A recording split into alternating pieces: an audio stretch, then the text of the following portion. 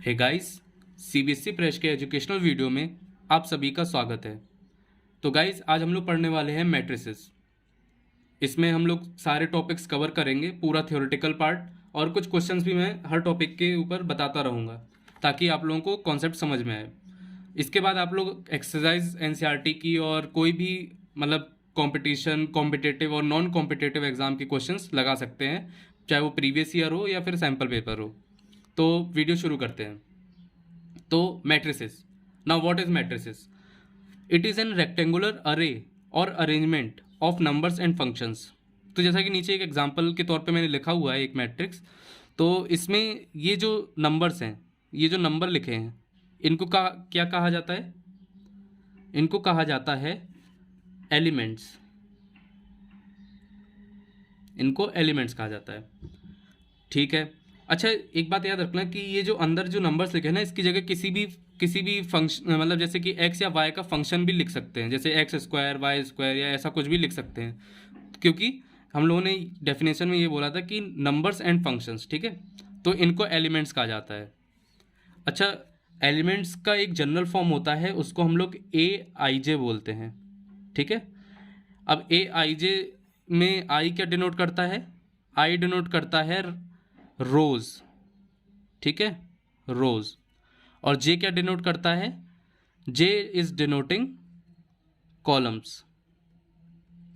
तो ये एलिमेंट का मतलब एक तरह से आप कोऑर्डिनेट मान सकते हो। जैसे एक्स कोमा वाई, इस मतलब कोऑर्डिनेशन में हम लोगों ने पढ़ा था कि एक्स कोमा वाई एक कोऑर्डिनेट होता है। उसी तरह आई और जे को हम लोग कोऑर्डिनेट के तौर पे मान सकते हैं। जैसे A11 हुआ, तो अगर कोई A11 कहेगा तो आप उसकी पोजीशन अपने आप बता सकते हैं कि A11 means first row and first column वाला एलिमेंट, तो उसको A11 कहा जाता है। अच्छा, कोई A32 कहे तो आपको ये करना है कि third column, third row and second column, तो ये आपका बन गया A32। Okay, got it.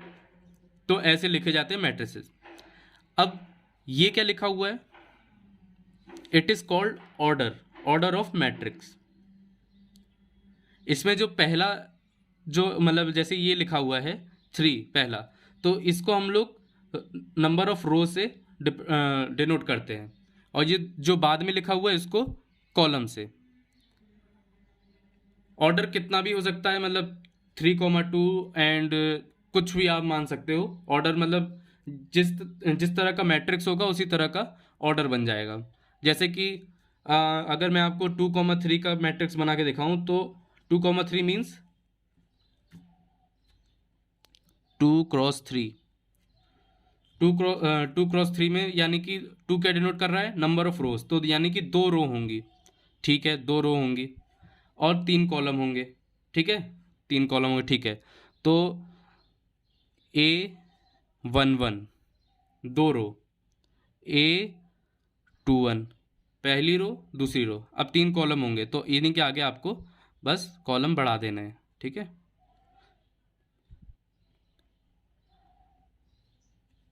याद रखना, जो आपका ये लास्ट का जो कॉर्नर वाला एलिमेंट होगा ना, उसके किनारे जो उसका कोऑर्डिनेट होगा वही ऑर्डर होगा। ये भी याद रखना, ये एक तरह से आपको रिमाइंड करा देगा।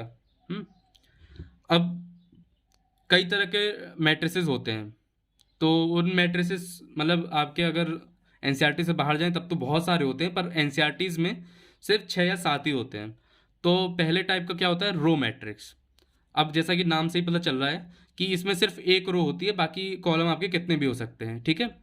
तो ये हो गया रो मैट्रिक्स। इसमें देखो 1 क्रॉस 3, यानी 1,3 का मैट्रिक्स है, यानी कि इसमें 1 रो होगी और बाकी 3 कॉलम होंगे, 1 रो एंड 3 कॉलम्स, ओके। अब आया कॉलम मैट्रिक्स। तो कॉलम मैट्रिक्स में क्या होता है? कॉलम मैट्रिक्स में सिर्फ एक कॉलम होता है और बाकी रोज होती है। तो जैसे कि इसमें हम लोगों ने देखा कि इसमें 3 क्रॉस 1 है, तो यानी कि इसमें ओनली 1 कॉलम एंड 3 रोज। इसमें कंफ्यूज मत होना, ठीक है। स्क्वायर मैट्रिक्स, देखो square matrix is very important, because आपका अगला जो डिटर्मिनेंट आने वाला है या इसके अगले वाले जो मैट्रिसेस हैं वो सब इसी के लिए डिफाइंड होते हैं, स्क्वायर मैट्रिक्स के लिए। तो इसमें क्या होता है? Number of rows equal to number of columns,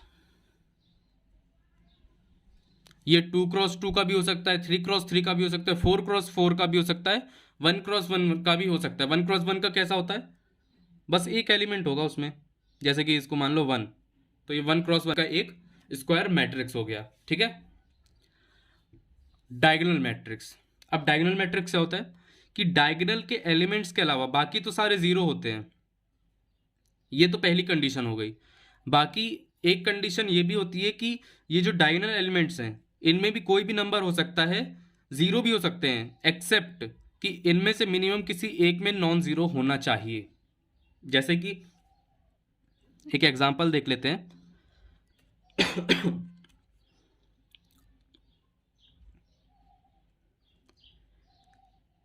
ये भी एक डायगोनल मैट्रिक्स है ना, क्योंकि इसमें मिनिमम एक नॉन जीरो मिल गया हमको। ये 1 इधर भी आ सकता था, इधर भी आ सकता था, इसमें 1,2 मतलब ये 1 2 3 भी हो सकता था, है ना। तो मिनिमम एक नॉन जीरो होना चाहिए, बाकी जीरो चलेगा। अब स्केलर मैट्रिक्स, तो इसमें क्या होता है कि जो डायगोनल एलिमेंट्स है वो सारे के सारे सेम हो जाते हैं। इसमें क्या अलग अलग भी हो सकते हैं और ये सेम भी हो सकते हैं, लेकिन इसमें सिर्फ सेम होंगे, है ना, इसमें सिर्फ, तो ये सब सेम हो जाएंगे, ओके। अब अच्छा, एक बात याद रखना कि पूरा एनसीईआरटी बेस्ड है, तो इसकी टेंशन मत लेना कि एनसीईआरटी है या नॉन या आउट ऑफ सिलेबस पढ़ा रहा है, तो मतलब सेम है, मतलब एनसीईआरटी वाला ही पूरा पढ़ा रहा हूँ मैं। अब आता है आइडेंटिटी मैट्रिक्स।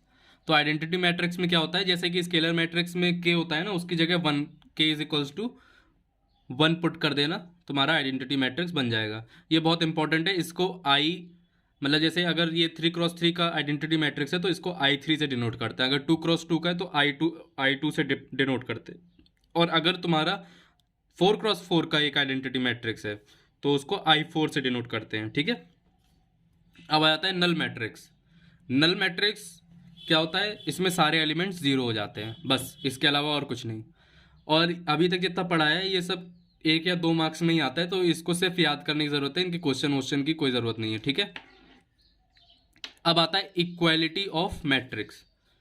तो दो matrix, two matrix A and B are said to be equal if, दो मैट्रिक्स ए और बी इक्वल कब माने जाएंगे, इसके लिए दो कंडीशंस हैं।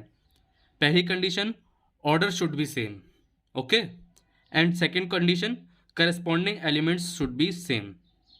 तो अब दोनों पॉइंट का मैं आपको मतलब बता देता हूँ, जैसे कि मैं दो आपको मैट्रिक्स ए और बी बना के दिखा देता हूँ।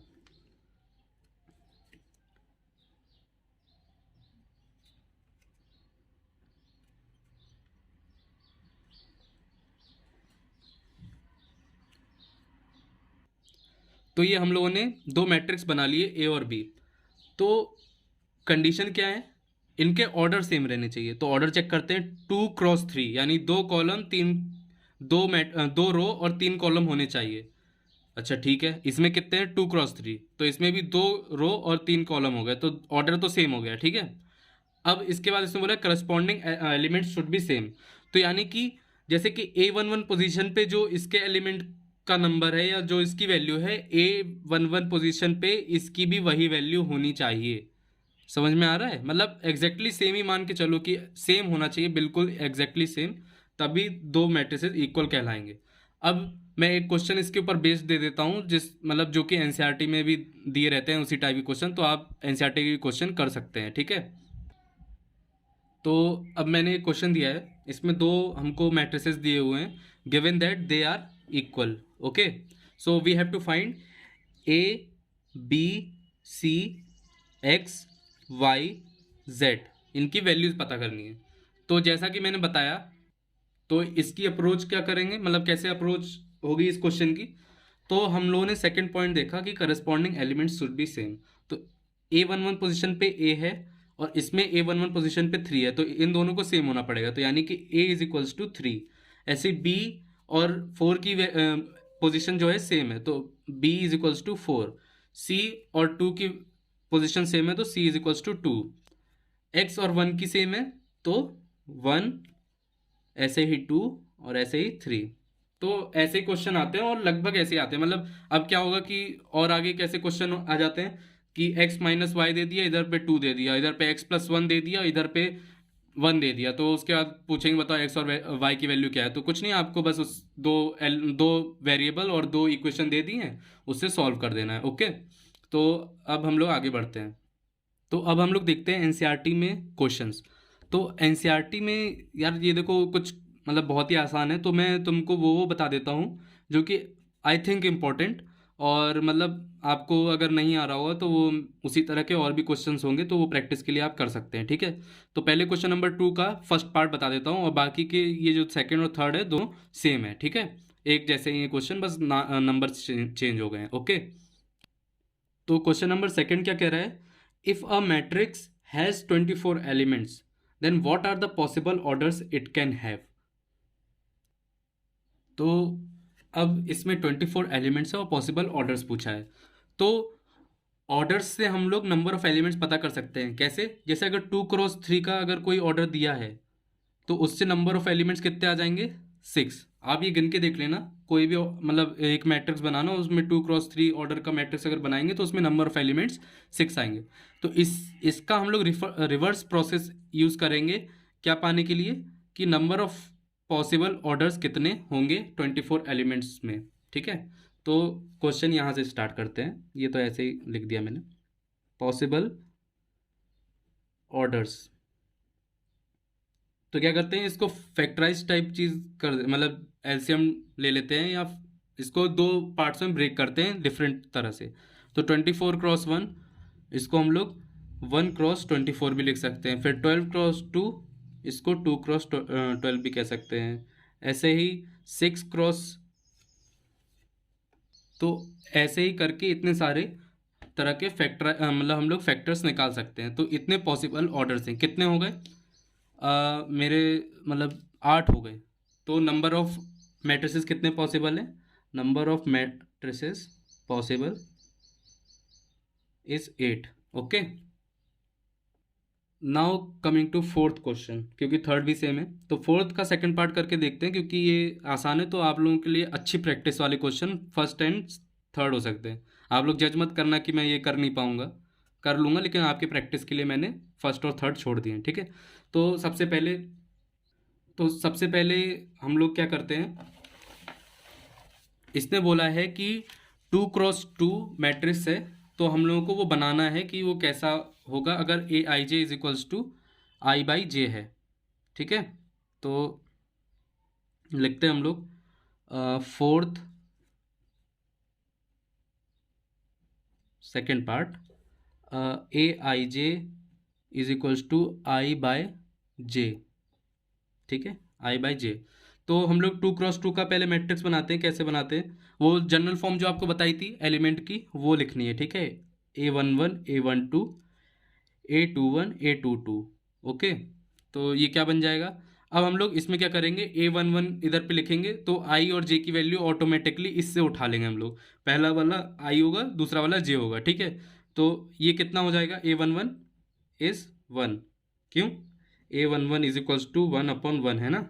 ऐसे A12 कितना होगा, 1/2, तो ये 1/2 हो गया। ऐसे A21 क्या हो जाएगा, 2 है ना, क्योंकि 2/1 हो जाएगा ना, A21 इज इक्वल्स टू 2/1।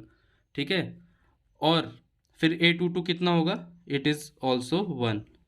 तो ये ऐसे करके हम लोगों को क्वेश्चंस करने हैं।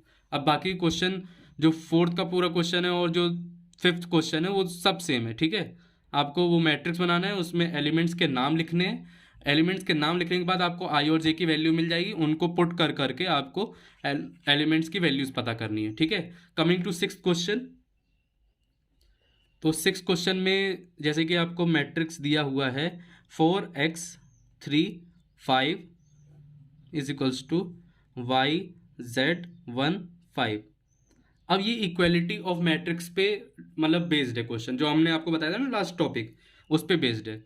तो ऐसा क्वेश्चन तो मैं करा चुका हूँ। तो इसमें करस्पॉन्डिंग वैल्यू y की मतलब कितनी होगी, 4। क्यों? दोनों की पोजीशन सेम है, तो y is equals to 4। z के करस्पॉन्डिंग कौन है, लेट मी मतलब गेस करिए, 3। z is equals to 3। 1 की कितनी है, x, तो x इज इक्वल्स टू 1। इस तरह से आपका हो जाएगा। इनके देखो आप ये देख रहे होंगे ऑर्डर भी सेम है, तो इस तरह से क्वेश्चन होते हैं। अब आपका जो ये है सेवेंथ क्वेश्चन, ये भी उसी पे बेस्ड है। Okay, now coming to eighth question. Eighth question यार देखो सिंपल सा है, वो स्क्वायर मैट्रिक्स बोला है तो आपको बताया था कि ऑर्डर में जो मतलब number of rows equals to number of columns होते हैं, तो ये आसानी से आपका एम इक्वल्स टू बना है। ये सब आसान क्वेश्चंस होते हैं और ये भी सारे आसानी हैं। अगर आपको टेंथ क्वेश्चन पूछना है तो टेंथ आपको मैं बता देता हूँ कि 3x3 में सिर्फ 0 एंड 1 का यूज़ करके कितने टाइप के मैट्रिक्स पॉसिबल हैं। तो सबसे पहले मैं बता दूं कि अपने पास 9 एलिमेंट्स है, ठीक है, 9 एलिमेंट्स है, उसमें हर किसी की वैल्यू 0 या 1, ठीक है, 0 या 1, ठीक है। A11 की भी 0 या 1 हो सकती है, A12 की भी 0 या 1 हो सकती है, A13 की भी हो सकती है, A21 की भी हो सकती है, A22 की भी हो सकती है, A23 की भी हो सकती है, A31 की भी हो सकती है, A32 की भी हो सकती है और A33 की। सबकी दो वैल्यूज आ रही हैं 0, 1। तो 2 × 2 × 2 × 2 अप टू 9 टाइम्स करना है, ठीक है। 2 टू द पावर 9 आ जाएगा। ऐसे करके 9 टाइम्स आपको 2 का मल्टीप्लाई करना है, तो इससे कितनी वैल्यू आ जाएगी 512 आई थिंक, ठीक है। तो ये आपकी एक्सरसाइज खत्म। अब इसके आगे मैं अगली वीडियो में पढ़ाऊंगा और आपको कुछ समझ में ना आए तो आप कमेंट बॉक्स में लिख दीजिएगा, I will try to reply. और अदरवाइज़ आप मेरा व्हाट्सएप नंबर भी लिख सकते हैं, उस पर मतलब देखो प्रैंक कॉल या प्रैंक मैसेज मत करना, फालतू के मैसेज मत, अगर कुछ पूछना है तो वो मैसेज कर सकते हो, ठीक है। मैं नंबर लिख देता हूँ। तो ये मेरा व्हाट्सएप नंबर है, इस पे आप लोग मतलब पॉजिटिव और मतलब रीजनेबल क्वेश्चन पूछना, मजाक मत करना, नहीं तो ब्लॉक व्लॉक ना हो जाओ। तो ये करना, ठीक है। और मेरे चैनल को लाइक सब्सक्राइब और शेयर करें, सपोर्ट दिखाएं, ताकि मैं ऐसे ही फ्री और क्वालिटी वाले आपके एजुकेशनल वीडियोस ला सकूं। पूरा 12th कवर करूंगा क्योंकि ऑनलाइन में आप लोगों को काफ़ी दिक्कत हो रही होगी, तो इसीलिए please like subscribe and share.